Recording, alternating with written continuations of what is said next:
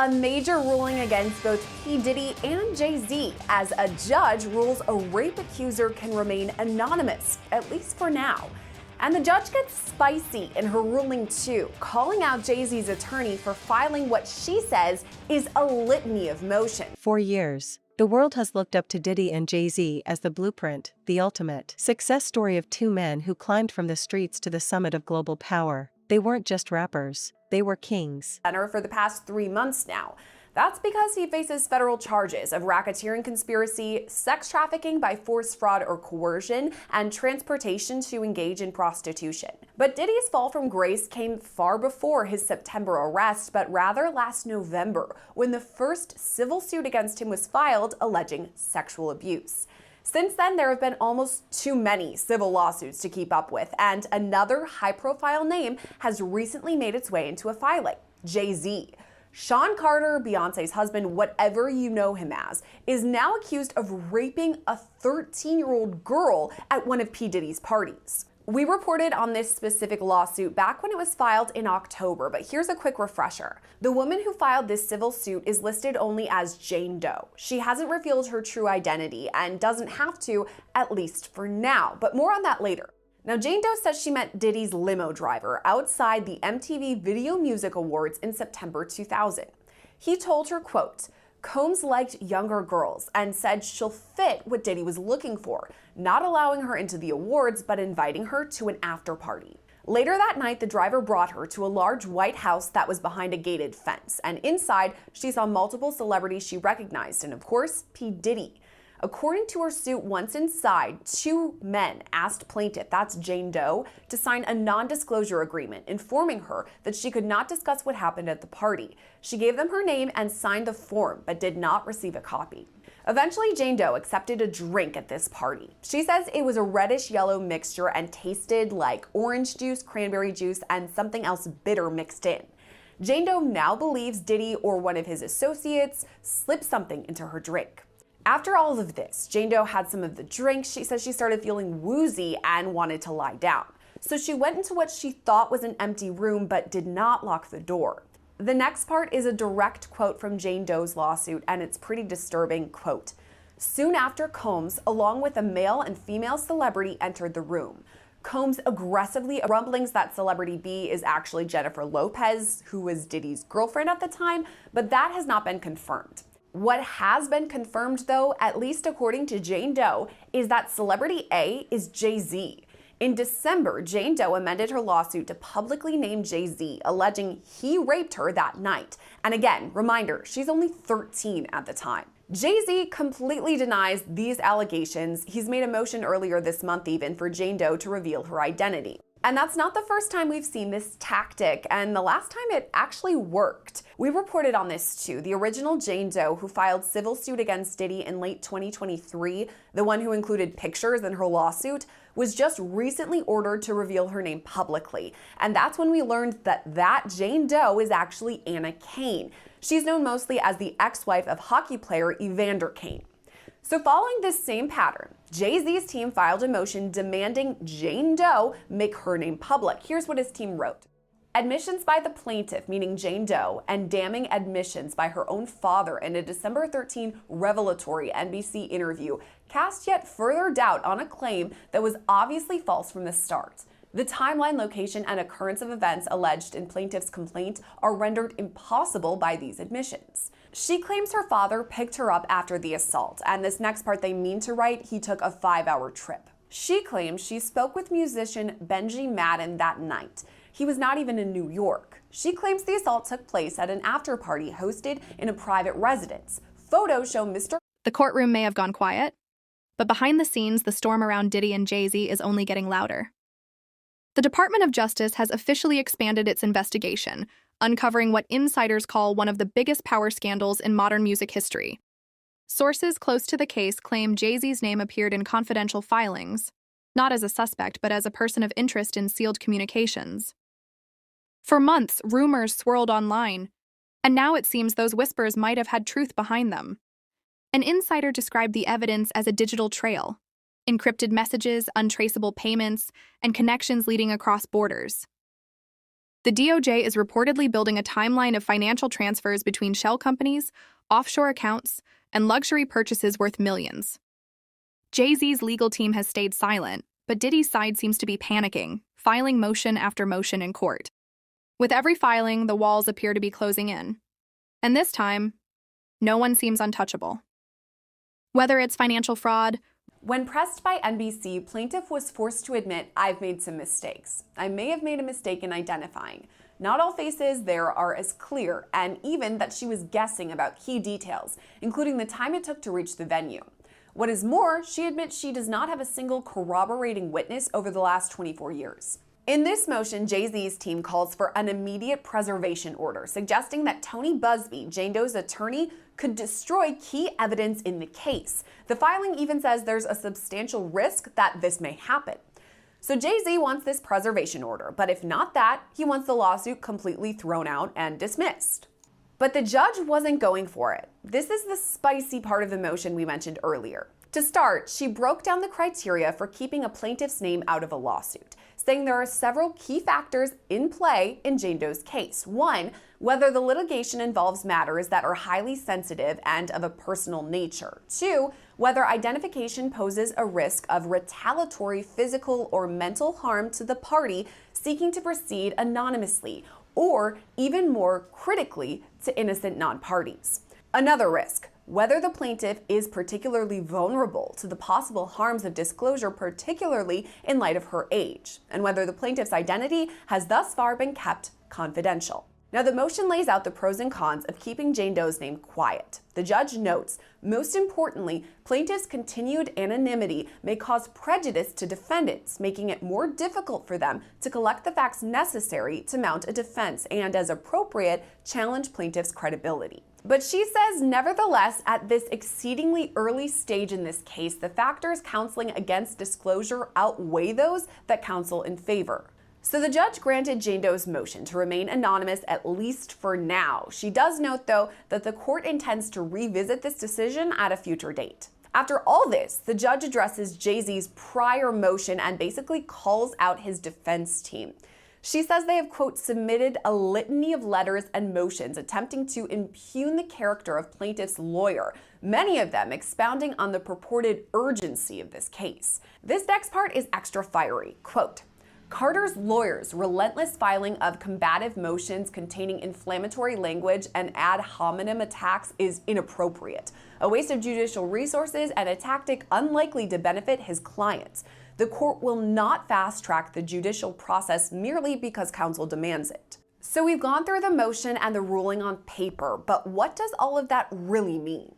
So we're joined now by criminal defense attorney Adam Conta to take a closer look at the judge's ruling. Now, Adam, is this a win for Jane Doe, do you think, to remain anonymous?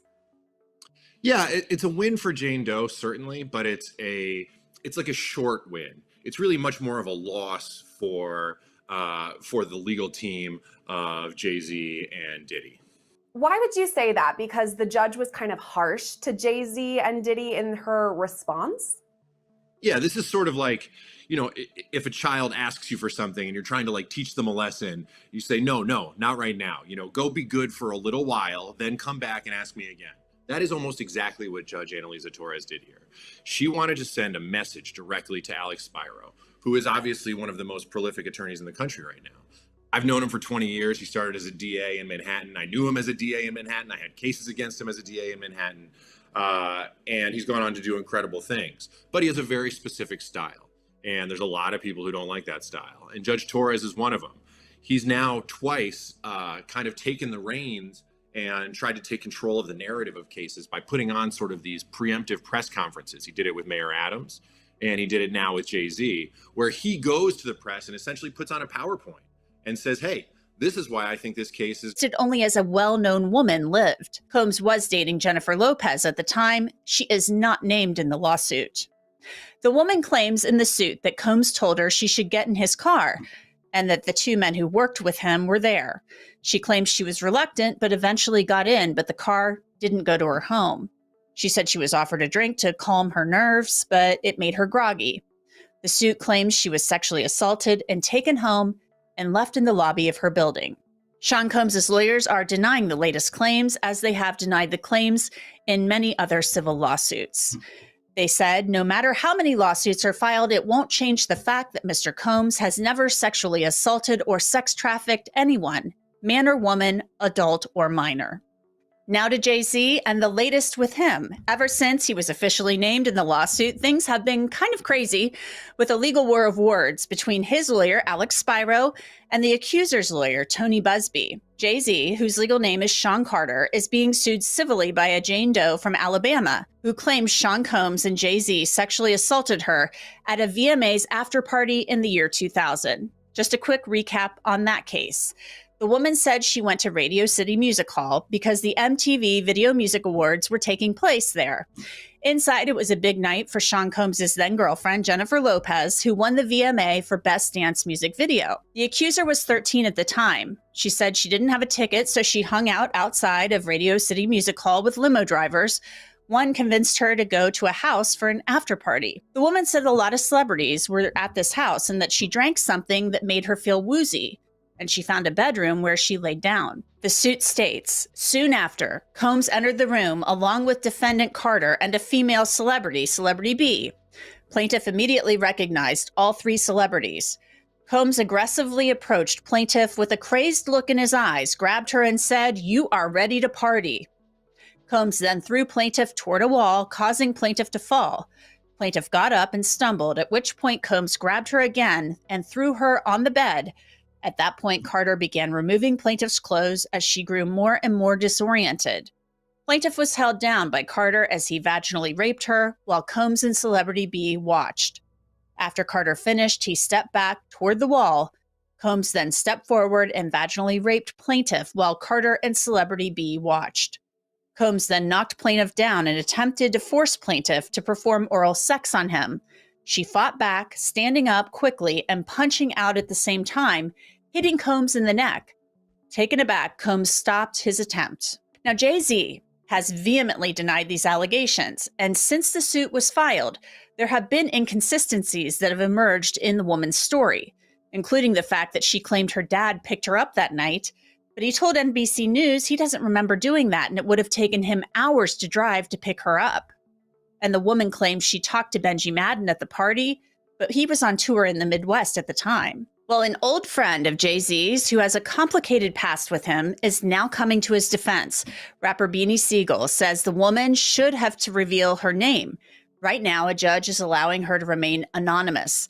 Sigel and Jay-Z were both artists on Rockefeller Records back in the early aughts. Jay-Z was a partial owner of that label. The two had a falling out. Then Sigel recorded a diss track about Jay-Z in 2009, but the two have since smoothed things over. Now Sigel has spoken out about the lawsuit where Jay-Z is being sued along with Sean Combs by that woman identified right now only as Jane Doe. She claims Jay-Z and Sean Combs raped her at that VMA party back in 2000. Well, Sigel talked about the claim on the Art of Dialogue YouTube channel recently. You got people like me. Interesting response, considering Jay-Z and Shaq have been photographed together through the years. But I guess what I'll say is just a lighter moment in what is a very, very serious and deeply disturbing set of allegations. Now, while that wasn't really specific what to make of that reaction, I will say who did get into specifics. Charlemagne. So he hosts The Breakfast Club, and he says the following: "Good for Hove. I'm glad Jay-Z responded just like that because this has been going on for too long. It is a grift. These accusers go to these lawyers with all these salacious claims. The lawyer will put more sauce on the salacious claims. They reach out to your team, say if you don't settle with us, we're going to go public with these claims. They'll tell you they're going to hold a press conference. We're going to do interviews. And a lot of people settle because they don't want the bad press. And most people settle. You'd be surprised how many people settle. The court of public opinion makes everybody guilty, so it makes a lot of people settle. And Hove said, kiss my A, I'm not settling, and I don't blame him." And then he went on to say, "At some point, this litigious blackmailing and extortion has to stop." And he also added, what you hear is this, right? You hear the initial accusation, but you don't ever see when the case gets dropped. You don't see when the case actually gets dismissed. That is a really interesting reaction. I mean, seemingly, he's not believing Jane Doe's claims, or Tony Busby, at least as of now. And seemingly, he is praising Jay-Z and his lawyers' aggressive strategy. We've talked about this before. Jay-Z knew this lawsuit was going to be filed. He had that response prepared. He and his attorney have been actively fighting since this case got filed to get the case dismissed. And they've been arguing that Jane Doe should have to reveal herself. And to not do so is procedurally improper. They have even said the case should be thrown out. They've gone on the offensive, calling Busby's actions extortion and blackmail, criticizing him for sending a demand letter prior to him being named in the lawsuit. And apparently Jay-Z filed his own lawsuit against Tony Busby, accusing him of extortion and intentional infliction of emotional distress. Now, some would say that Busby didn't do anything wrong, that a demand letter is very standard practice. You send the demand letter to try to settle the case or go to mediation. That is standard practice. But if Jay-Z is saying these claims against him are false, and this was just an attempt to settle so he wouldn't be exposed, this isn't right, he says, and he's fighting it. I will say it'll be interesting to see if more lawsuits come out against Jay-Z, because I will say in his lawsuit against Tony Busby, he seems to indicate that Busby has accused him of misconduct, not just with respect to this Jane Doe, but at least one other person. And if he gets hit with more lawsuits, lawsuit after lawsuit after lawsuit, more allegations, things could change. Public perception could change. And you have to think about what happened with Sean Combs, right? He settles with Cassandra Ventura in her sexual assault lawsuit back in November of 2023, but the day after she files it, after we've all seen the allegations of rape, domestic violence, sex trafficking, then he settles. So what happens? The floodgates open. Combs is hit with lawsuit after lawsuit after lawsuit. He was just hit with 3 more lawsuits being brought by unidentified men.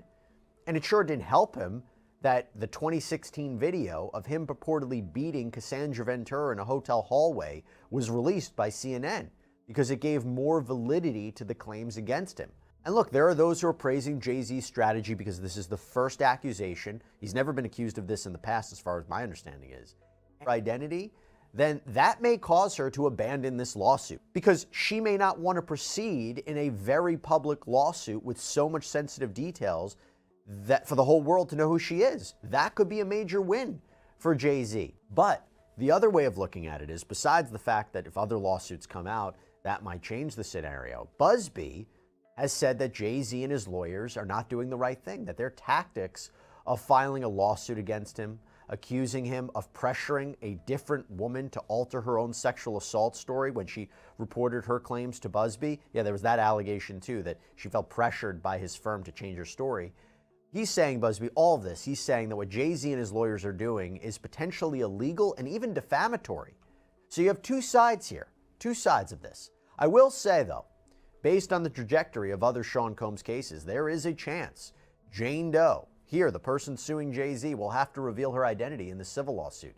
I've talked about this before, but there is an argument that has worked in Sean Combs cases. Look at the Anna Cain situation, where Jay-Z would have a right to know who his accuser is, challenge her. She brought this lawsuit, after all. This is different from a criminal case where a Jane or John Doe are being called as prosecution witnesses. It's not their case.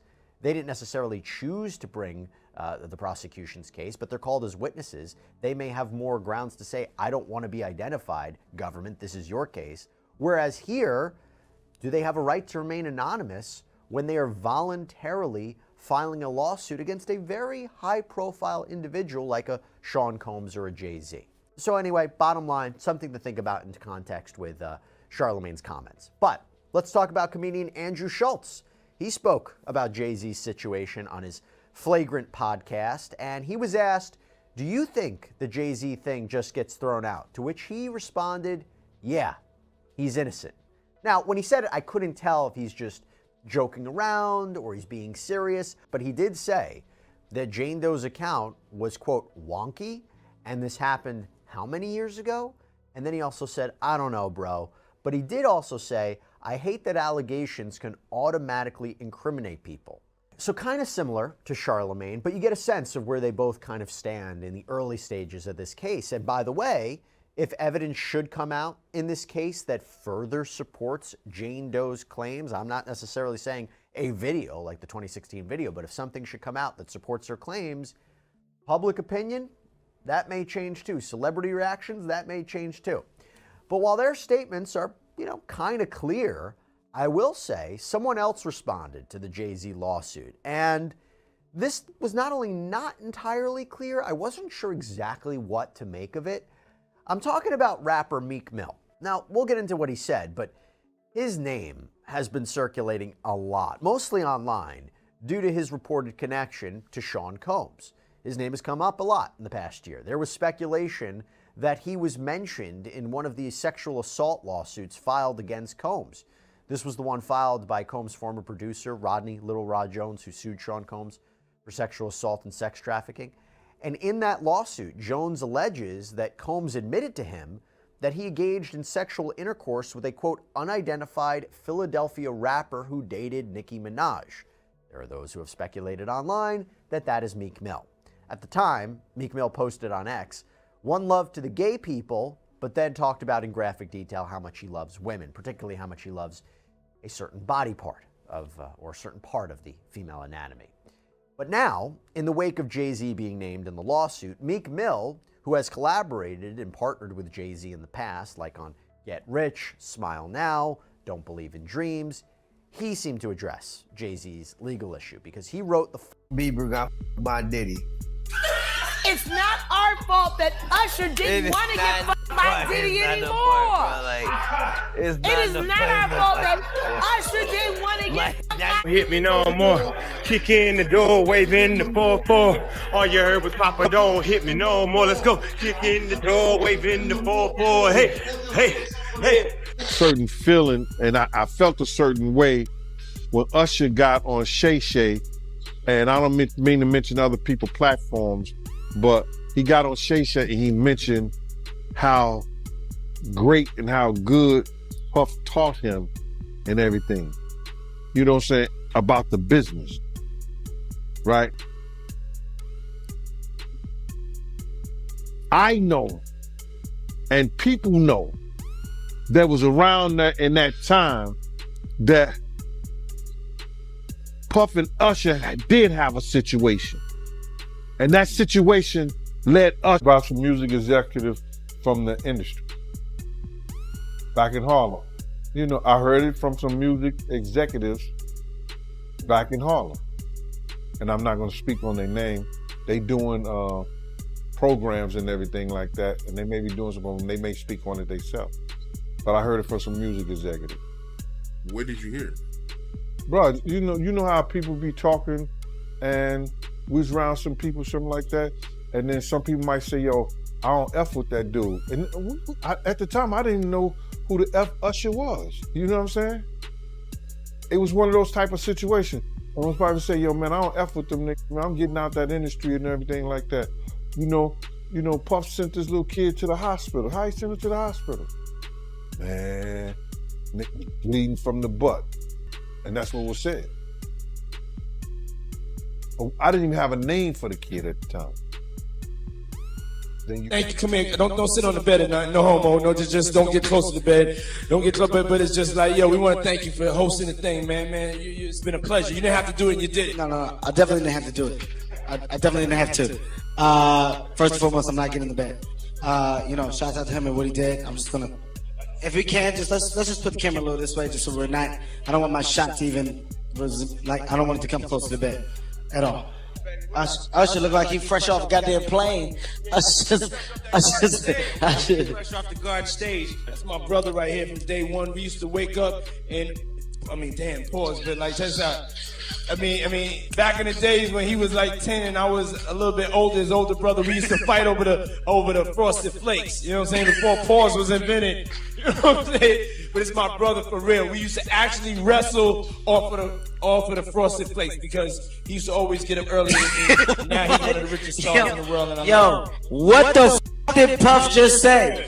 Nobody's gonna acknowledge this with me. Puff just said we used to wrestle over the Frosted Flakes, and we're streaming live. That was stupid. Listen, that was fucking stupid. New York City. and I lived with Sean Puffy Combs for a year. That's the crazy thing. Now, that was L.A. Reid's idea, right? We're sending you New over York to something City. called Puffy Flavor Camp. There you go. To learn some... Flavor Camp? Yeah, Flavor that's what it Camp. was called. And you're going to go to Puff Daddy's. He's going In the 90s, do you understand what that's like? Puffy's place was like just filled with chicks and orgying like nonstop, right? No, not really. I Come mean, on. but hey, it was curious. I got a chance to see some things. Yeah, but you were 13. What were you I seeing? went there to see the lifestyle. Right. And I saw it. And it was but I don't know if I could indulge and understand what I was even looking at. It was pretty wild. So nobody tried to, some woman didn't come along. I didn't say that. Okay. I didn't say that. What I did say is that there were very curious things taking place. And I didn't necessarily understand it. Biggie Smalls was there. Biggie Smalls was there. Lil' Kim, Craig Mack. All these people are hanging around. Yeah, man. Faith Evans, And your parents Jodeci, were Mary okay? J. Blige. They didn't know nothing about this shit. Oh.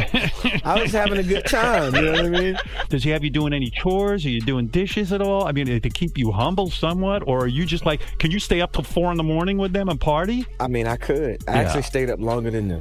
And do you have money? What's going on? I mean, I had like per diem. Yeah. I had like, What like a a living. life. Yeah, it's pretty crazy. 14 years old. You're a dad now. Would you ever send your kid to Puffy Camp? Management was backing him off. But it wasn't until Usher took over management and had guardianship and gave temporary guardianship to the diddler for 48 hours. Think about that. He had already been to the hospital. That situation that Gene was talking about. And you still took Bieber there. But you got custody of him first. Diddy had already tried. They wouldn't let him. Actually, someone made reference to the fact that Diddy trying to get at Bieber the way he was trying to get at Bieber was looking a little predatory. And then Usher came in and discovered it and managed him and got custody of him and promised to look after him. And then he sent him to the diddler. Does that sound like a good guy? It's horrible. Does that sound like a good guy? Now that we know what Diddy's really like. They're not seeing what the intentions was in his heart when he took Justin Bieber there. Oh. Let's be honest. He took Justin Bieber there. A manager. His name's Scooter Braun. Flown out to Atlanta just to meet with him and meet different producers and different people. I was actually going to meet Jermaine Dupri at his studio. And who rolls up? Usher in his Range Rover. Rolls up, and I was like, "Is that who I think it is?" And Scooter was like, "Yeah." And so I ran up to him and I was like, Usher, I love your songs. You want me to sing you one? And he was like, let's just go inside, little buddy. It's cold out. So the politest possible way he could say no, he did. And I was like, wow, he just turned me down. And I was a little disappointed. He had to go into a studio session, so I was like, whatever. And a week later, he actually watched my videos with my manager and was like, oh my gosh, why didn't I let him sing? So flew me back to Atlanta where I got to meet him again. And he wanted to sign me. But there was something else. Justin Timberlake, right? Yes, Justin Timberlake also wanted to sign me. It was like kind of like, what happened was Justin Timberlake and Usher both went into a ring and boxed it out. And say a man that groomed you, you gonna give him a pass. Bruh, you know I know. Let me reframe you on something. Remember Usher? We was at the Swiss Hotel. Puff had Kim in the room. Had one of Keith Sweat's baby mothers in the big room outside the master bedroom. He came outside in his robe. She gave him a fellatio right there. His back was turned to me. She gave him a fellatio. You knocked on the door. I came and opened the door for you. Puff went in the room. You came in the room and kissed that girl dead in her mouth. Now I'm telling that because you taking up for somebody that you know and a lot of more people know didn't do you right.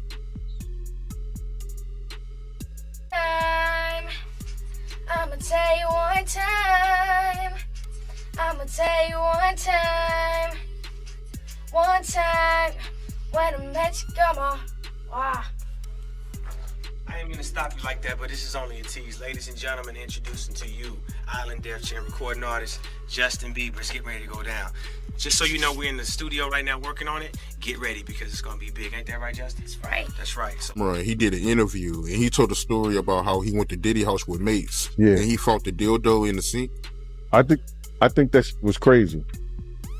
I think that was out of, and then Mace said that was Puffs. I think he said Mace said that was Puffs, but Mace was in the bathroom with it. I don't know what that was all about, man, but that was real weird to me. That was crazy. Crazy, man. But before we get off of that, right, I remember you told me a while ago that, you know, Mace, he used to live with Diddy and he know a lot of stuff about Diddy that a lot of people don't know. Man, it's a lot of stuff that Mace and Usher know that they ain't telling about Diddy. There's a lot of stuff that they know. Can you imagine, bruh? Can you really imagine? What you mean by Usher, though? Usher used to stay with Diddy, too, when he was younger. And this was years ago. So the locks ain't got nothing to do with what I'm saying. This the kind of... Man, listen here. It's crazy. Yeah, that is crazy. But I want to talk about this lawsuit by Gunn, right? And I want to get your opinion on it. It's a part in this lawsuit where she alleges that she was at a dinner with Neo, Usher, and Jimmy Iovine. And Diddy, he punched Cassie in the stomach and no one did anything. How you feel about that? They were part of the dinner and they watched Cassie get abused in front of... Puffy abused Cassie in front of them. And neither one of those men, and they probably security was around too, did nothing to stop what he had did to Cassie. Now that's just crazy right there, bro. That is just crazy. Usher probably got a daughter. Neo probably got kids, I don't know. Jimmy Iovine, you know, he take about 15, 20 scoops of sugar in his coffee. So,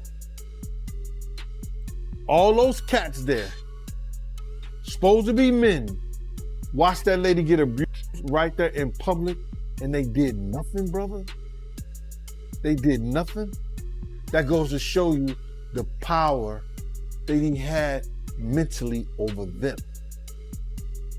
Here go a woman witnesses, and this witnessing it, and said, they said nothing. Yo, man, stop, don't do that. Yo, not here, bro. Easy, nothing. Don't do nothing, say something. She said they didn't do anything and they didn't say nothing. That's the bad thing about it. If you're not gonna do nothing, open your damn mouth and say something.